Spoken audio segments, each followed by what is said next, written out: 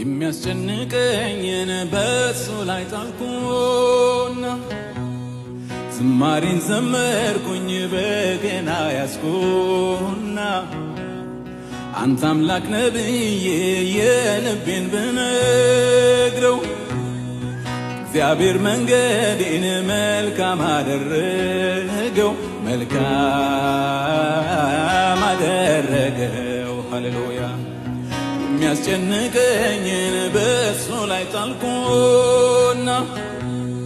ዝማሬን ዘመርኩኝ በገና ያስኩና አንተ አምላክ ነብዬ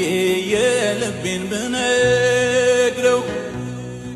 እግዚአብሔር መንገዴን መልካም አደረገው መልካም